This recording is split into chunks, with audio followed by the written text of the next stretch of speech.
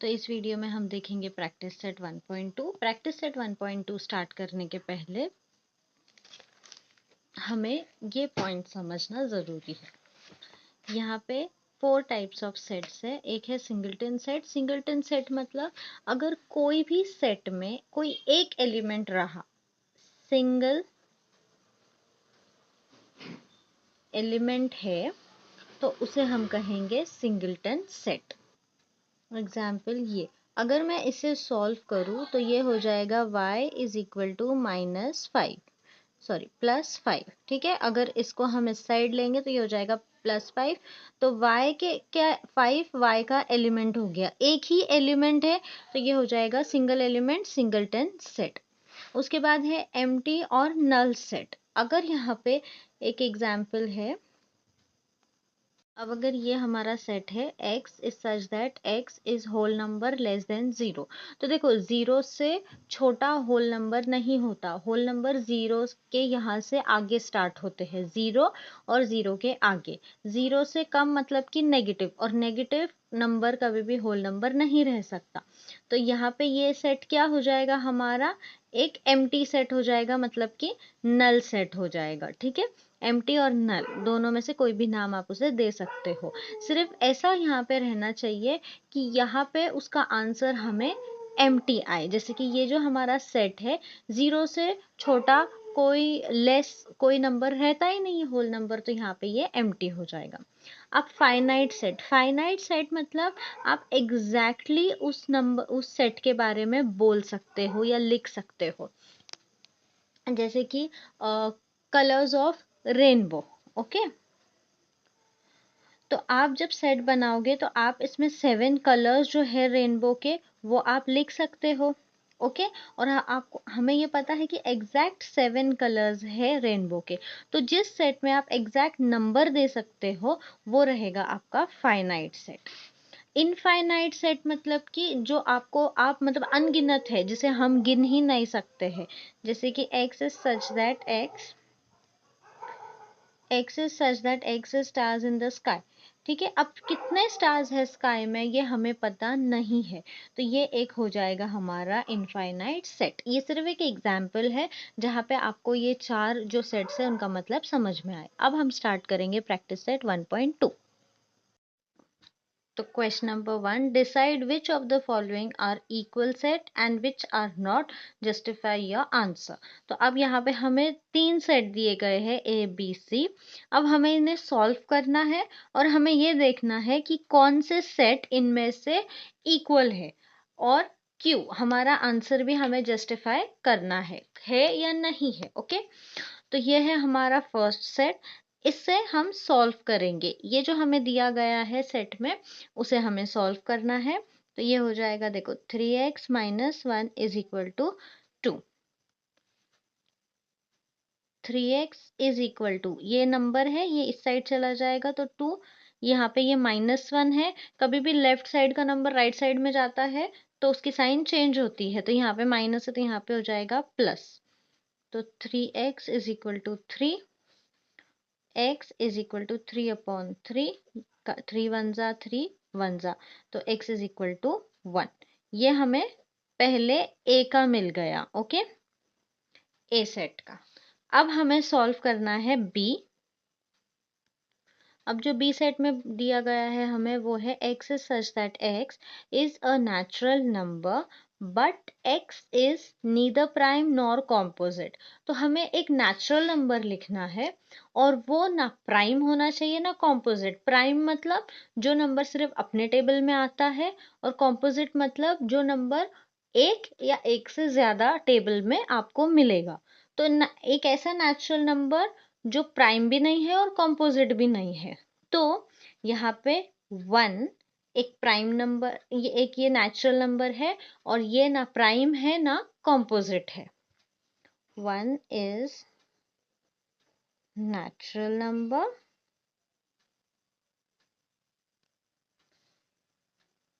and it is neither prime nor composite।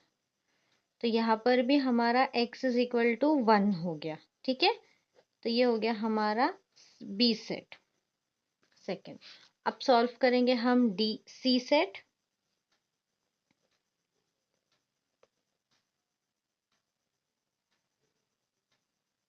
अब देखो x is such that x, ये है इज अ एलिमेंट। ये देखो, ये जैसे मैं पढ़ रही हूँ ना, ये पूरा मैंने डिटेल मेरे प्रैक्टिस सेट 1.1 के वीडियो में एक्सप्लेन किया है। अगर आपने प्रैक्टिस सेट 1.1 का वीडियो नहीं देखा है तो प्लीज़ जाके देखना, लिंक मैं डिस्क्रिप्शन में दे दूंगी।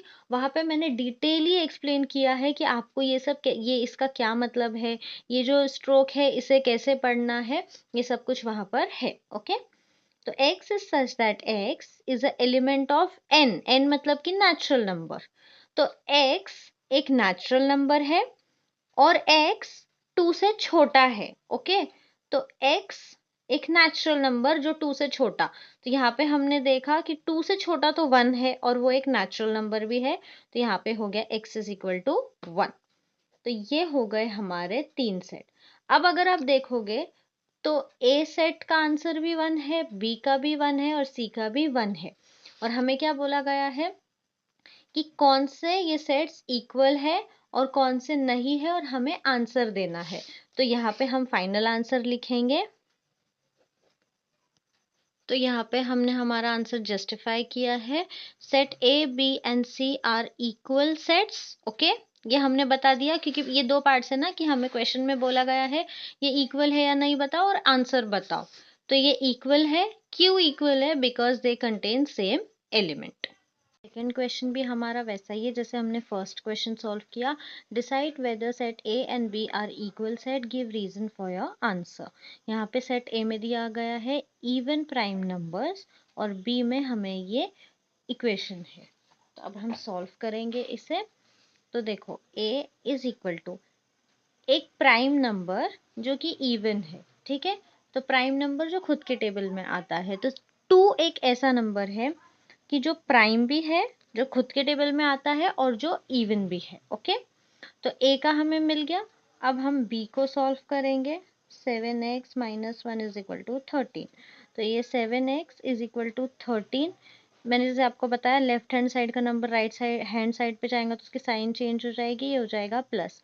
तो 7x is equal to 13 plus 1 14। x is equal to 14 upon 7, 7 one ज़ा 7 टू ज़ा, तो x इज इक्वल टू 2। तो यहाँ पे हमें b का भी कितना मिल गया? सेट का आंसर 2, सॉरी एलिमेंट क्या मिल गया? 2 मिल गया। तो अब यहाँ पे हम देख सकते हैं कि a एंड b ये दोनों इक्वल सेट्स हैं और इसका रीजन क्या देंगे हम? Because they contain same element. Set A and B are equal set because they contain same element. Okay, अगर आपको चाहिए तो आप यहाँ पे लिख सकते हो same element, that is 2. Okay. Third question, which of the following are empty sets and why? तो अभी यहाँ पे A, B and C हमें दिया गया है, तो इसे हम सॉल्व करके देखेंगे कि empty set कौन से है और क्यों, इसका हम रीजन देंगे। तो सबसे पहले है A। अब देखो a is such that a is a natural number smaller than 0। अब 0 से स्मॉलर नंबर नेचुरल नंबर नहीं है क्योंकि नेगेटिव नंबर्स हो जाते हैं 0 से जो छोटे होते हैं, और नेगेटिव नंबर नेचुरल नंबर नहीं हो सकते, तो ये एक एम्प्टी सेट है। ओके, तो पहला हमें मिल गया कि a एक एम्प्टी सेट है।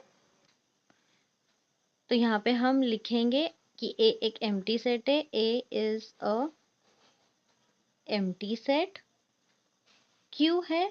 Because there is no natural number, there is no natural number less than 0। अब b का देखेंगे हम। तो यहाँ पे हमें है कि x is such that x square is equal to 0। तो देखो ये हो जाएगा रूट 0, और 0 का क्या होता है? स्क्वायर या रूट आप कुछ भी लो तो 0 ही होता है, तो b का आंसर हो जाएगा 0।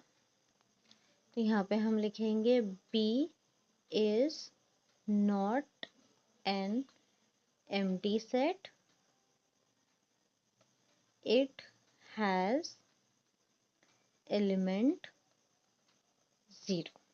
ओके, अब जो हमारा थर्ड है, अब इसे सॉल्व करना है हमें। ओके, अब हमें क्या है कि x is such that x 5x minus 2 is equal to 0 और x is element of natural number. Okay, तो सबसे पहले हम इसे सॉल्व कर लेंगे।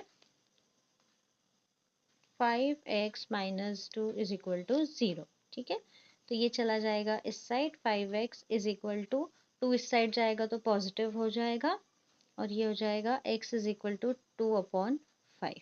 अब 2/5 ये एक नेचुरल नंबर नहीं है, बट यहाँ पे हमें क्या बोला गया है कि x is element of natural number. तो यहाँ पे 2/5 ये हमारा आंसर है, ये नेचुरल नहीं है, इसीलिए हमारा C जो है वो भी क्या है, एम्प्टी है।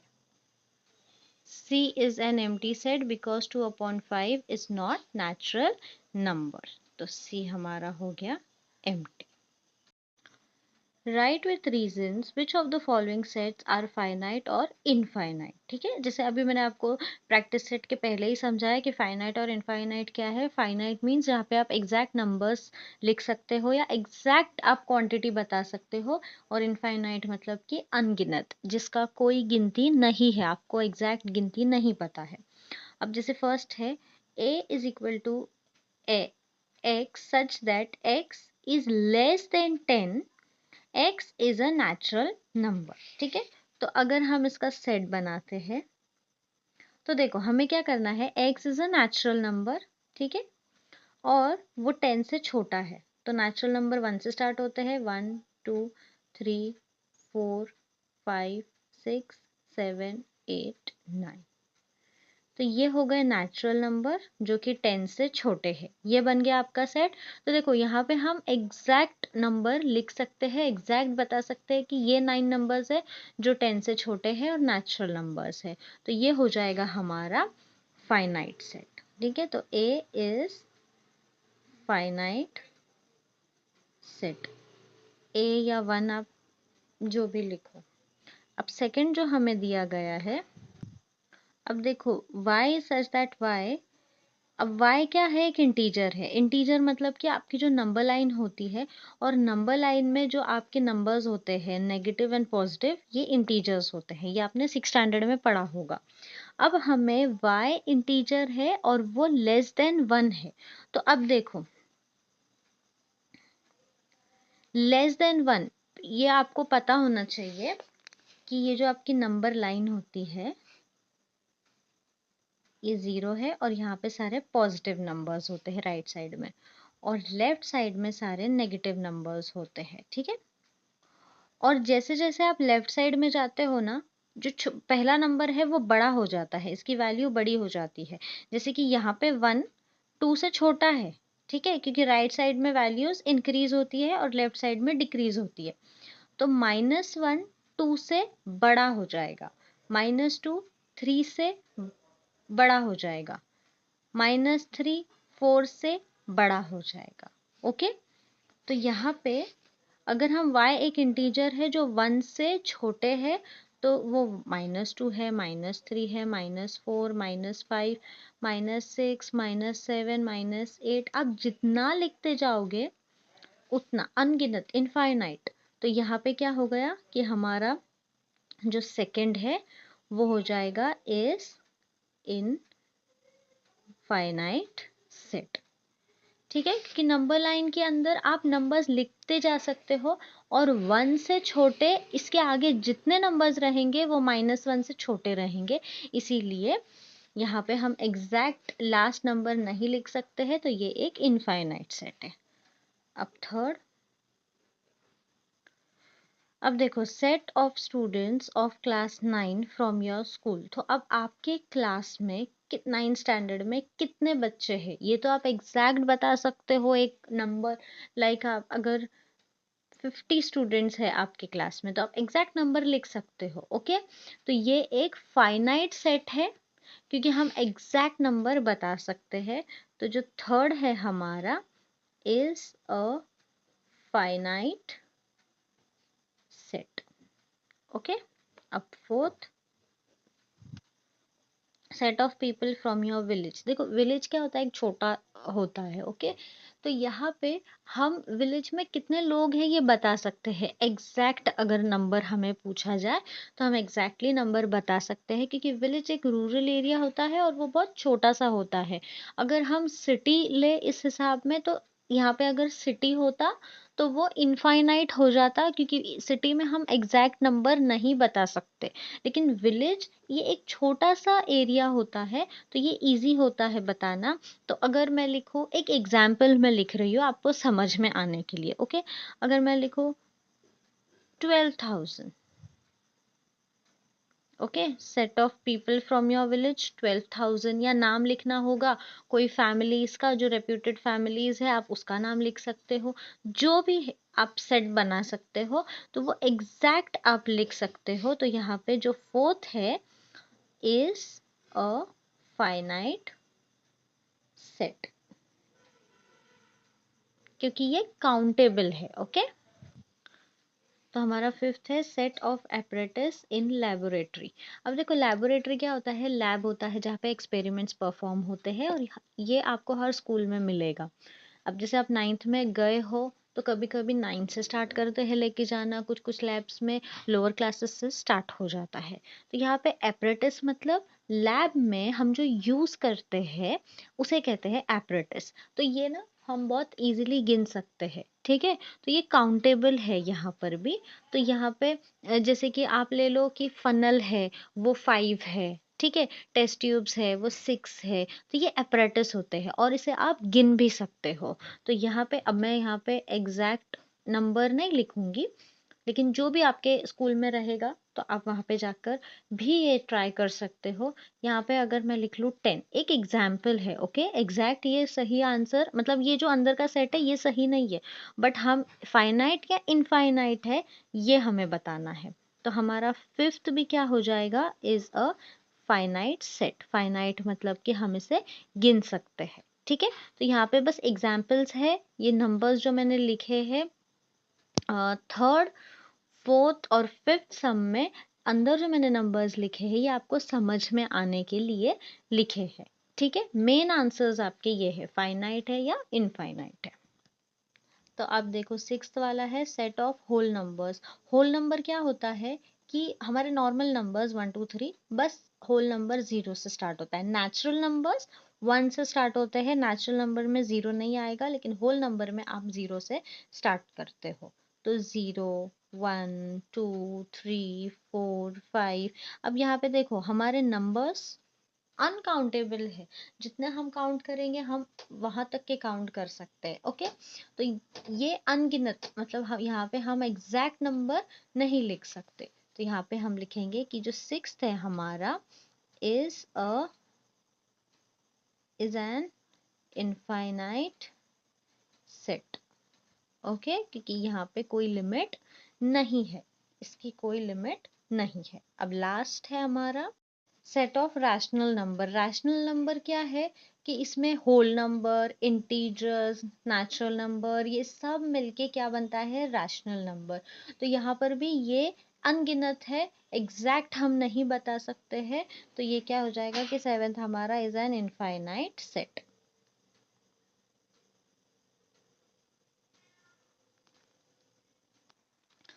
आई होप आपको प्रैक्टिस सेट 1.2 समझ में आया हो। प्लीज़ मेरे वीडियो को शेयर करना अपने फ्रेंड्स के साथ में, कमेंट करके मुझे बताना एक्सप्लेनेशन कैसा लगा, and please support my channel.